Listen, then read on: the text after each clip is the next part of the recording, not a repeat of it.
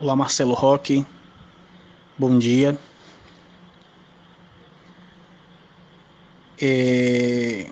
Gostaria de expor um pouco, da minha decepção enquanto eu tive nessa instituição, se é que nós podemos chamar isso de instituição, que eu acredito que isso seja uma multinacional, presente em mais de 200 países e sempre procurando arrecadar mais e mais e mais. Sou um ex-obreiro da Igreja Universal do Reino de Deus, né? O qual eu me refiro Igreja Universal, mas no fundo nós sabemos que não é. E fui obreiro durante um bom tempo, estive na igreja por mais de 10 anos. Inclusive sou do tempo que o ex-bispo Alfredo Paulo esteve aqui na nossa cidade, aqui em Manaus, na época da construção da empresa maior, na Constantino Neri, na Catedral. E quando candidato eu pensava que seria uma coisa, mas na verdade depois que eu passei a ser obreiro eu entendi como é que funcionava esse sistema ou esse cartel. Eu lembro-me que, principalmente em época de Fogueira Santa,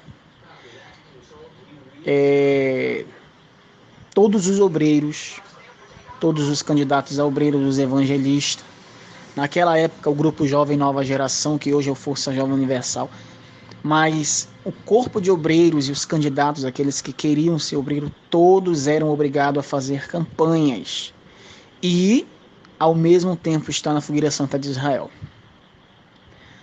Inclusive, além da obrigatoriedade de você participar da campanha, dos votos, dos dízimos, você era obrigado, você tinha uma meta a trazer determinada quantidade de pessoas. Por exemplo, toda sexta-feira ou todo domingo, o obreiro era obrigado a trazer no mínimo,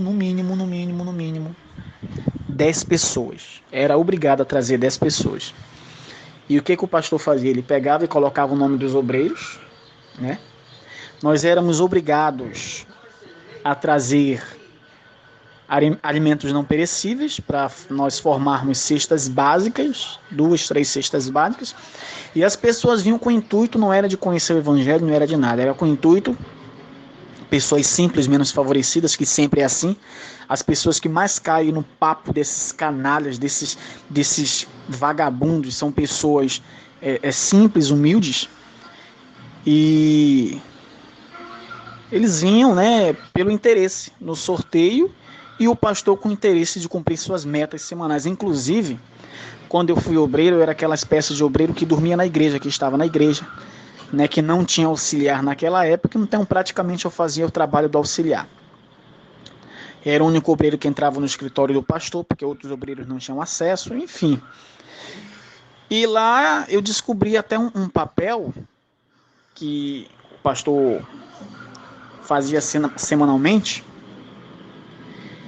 onde ele colocava as metas da semana. E naquela época, a meta era em torno de 5.000 e uns quebradinho. Então, tinha os dias da semana e os horários. Então, na sexta-feira e no domingo era o desespero, porque tinha que pagar jornal, tinha que pagar revista, tinha que pagar isso, tinha que pagar aquilo, tinha que pagar não sei o quê. Ainda tinha o aluguel do galpão, que naquela época a maioria dos galpões da igreja eram todos alugados.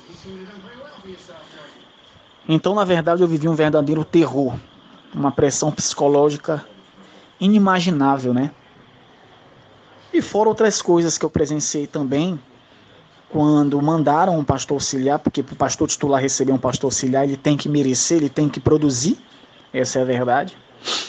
E esse pastor auxiliar que chegou lá, inclusive ele até saiu, ele é um ex-pastor, ele fazia todo tipo de orgia dentro da igreja. Naquela época eu continuei dormindo e ele se prostituía, trazia meninas, inclusive de menor. Então ele passava para mim uma normalidade, e eu naquela época era ingênuo, que eu tinha cerca de 16, 17 anos, eu era muito ingênuo, e eu levava aquilo como normal, como uma naturalidade, e não entendia o que acontecia direito. Agora, depois que todas essas bombas começaram a explodir, que agora que eu tive acesso, né, a essas informações por meio do YouTube, obtive, né, Marcelo, conhecimento de quão mentirosa essa empresa, quão baixa ela é. Inclusive, Marcelo, esses dias atrás, esses agora, mês de janeiro, na época que eu fui obreiro, tinha um pastor, né, que passou na nossa igreja. Inclusive, ele foi obreiro dessa igreja, aqui de Manaus. E quando voltou, já foi como pastor titular responsável da igreja. No mês de janeiro, Marcelo, eu tive conversando com ele, inclusive fiquei até chocado com o que ele me falou. Digo porque eu conheci ele pessoalmente, conheço a família dele, inclusive a irmã dele é esposa de pastor até agora, até hoje, né? E o que acontece? Ele me relatou que ele foi para um outro estado.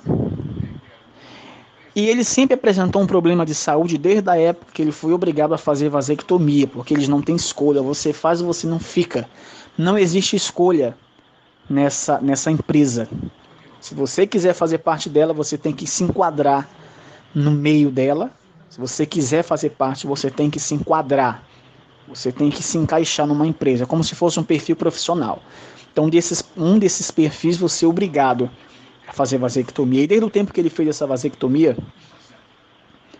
ele ficou com um determinado problema de saúde, né? Então ele nunca ficou bom.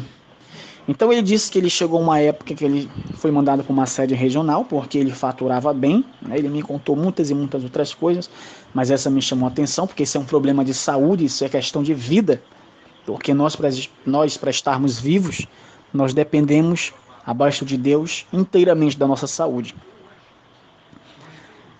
E ele começou a apresentar alguns problemas de saúde, né? Aqui em Manaus, a empresa paga uma outra empresa, que é o Hospital Adventista, que é uma outra instituição, né?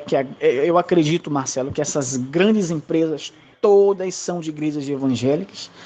A Seita Universal não é só ela, mas ela é a pioneira nesse assunto de empresa, como as demais também eu acredito que seguem o exemplo dela, Marcelo. E ele começou a ser meio que botado de escanteio, porque ele tinha que estar cuidando da saúde dele e ele não estava produzindo mais como antes. E ele foi tirado, Marcelo, agora no mês de janeiro, devido ao problema de saúde dele. E eu falei para ele, que eu não vou identificar ele, porque é antiético, né? Mas eu falei para ele, o senhor sabia que isso é crime? Que o senhor poderia processar pelos mais de 18 ou 19 anos, que segundo ele ficou? Eu acredito que sim, porque quando eu cheguei na igreja em 99 para 2000, ele já era obreiro e já estava saindo para ser auxiliar no Poiburd, naquela época, já fazem mais de 18 anos atrás.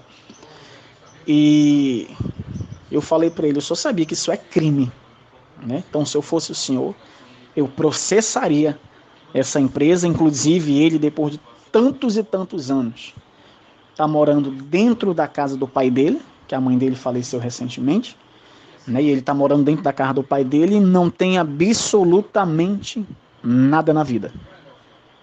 Nada na vida. O que eu quero reiterar? Como você fala, como o ex-bispo Alfredo Paulo fala, que inclusive eu conheci ele na época, eu fui mandado para ser levantado obreiro por ele, antes de ter a catedral, porque naquela época os bispos que consagravam os obreiros, né? E conheci o bispo Alfredo Paulo de perto, né? Vi ele pessoalmente, como também um profeta nervoso, como você, Marcelo Roque, que você está fazendo também essas denúncias, como o bispo Natan e outros mais, né, que estão denunciando essa safadeza, essa falcatrua, essa multinacional. Isso não é uma instituição religiosa, eu digo porque participei, fui obreiro e estava também sendo preparado para se auxiliar, graças ao Senhor Jesus. Ele não permitiu, né, os abusos que os obreiros sofrem, os abusos que os auxiliares sofrem, né? Fome, passam fome, os auxiliares passam fome dentro da igreja. Fome. Se não for um ou outro levar um alimento, uma comida, alguma coisa, eles passam literalmente fome. A pressão psicológica que os obreiros têm, não é o pastor, não, é os obreiros têm de manter pessoas. O pastor ele se preocupa com o financeiro. E a pressão psicológica para cima dos obreiros, Marcelo, é de manter aquela quantidade de gente dentro da igreja. E infelizmente, a grande parte dos obreiros, quase 100% acredito eu, agora não. Agora o negócio está começando a pegar. Mas grande parte, quase 100% dos obreiros, todos são alienados, manipulados. Todos, por falta de conhecimento, por passarem tanto tempo dentro dessa praga, dessa desgraça chamada universal. E quando vem à tona determinados tipos de denúncia, a pessoa não acredita porque está completamente alienada.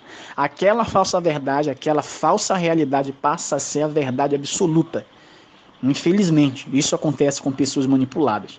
Então eu espero, Marcelo, que se você puder, né, eu estou tomando conhecimento agora, através, inclusive eu estou fazendo até esse vídeo por meio de WhatsApp, né, que agora que eu estou me reinteirando sobre comunicação alternativa, né, que é a mídia alternativa, que é a internet, que inclusive muitos obreiros são proibidos de estarem, porque você sabe como é que é, o negócio é olhar para o bispo, e o resto que fique para trás. O importante, o peso maior é a palavra do bispo.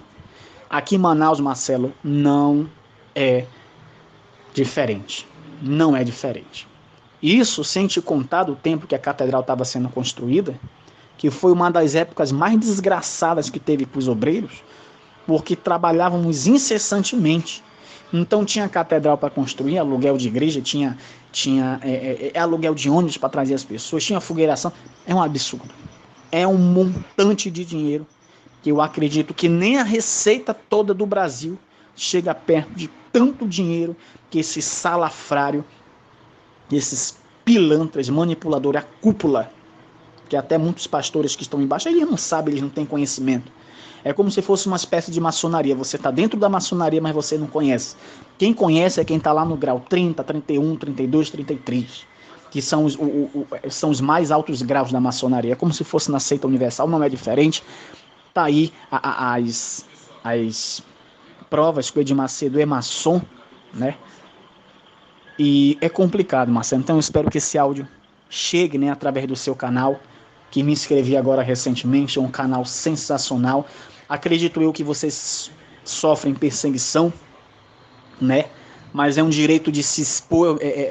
O Brasil é um estado laico e eu espero que logo, logo, pessoas com consciência denunciem, que o Ministério Público ouça, né? Que cheguem essas denúncias, até que quem sabe nós possamos fazer uma denúncia concreta para o Ministério Público Federal intervir nessa desgraça, nessa empresa, nesse partido político chamado Universal. E os pobrezinhos, os pequenos, né, que estão abaixo dessa pirâmide, que estão sendo sugados, que estão sendo manipulados e massacrados por essa praga, por essa empresa maldita. Fiz parte, graças ao Senhor Jesus Cristo. Hoje não faço mais parte dessa seita. Conheço muitos ex-obreiros, inclusive um ex-auxiliar que hoje, que saiu de lá, que foi mandado embora. Por quê? Porque queria casar. E a igreja não queria apoiar porque ele queria ter um filho. Ele recomeçou a vida dele toda. Hoje ele trabalha aqui em Manaus de mototáxi. Inclusive, em uma das empresas que eu trabalhei aqui no Polo Industrial de Manaus, topei com ele me falou coisas absurdas. Inclusive, a catedral, em um domingo, a Catedral de Manaus, ela apura R$100 mil em uma reunião.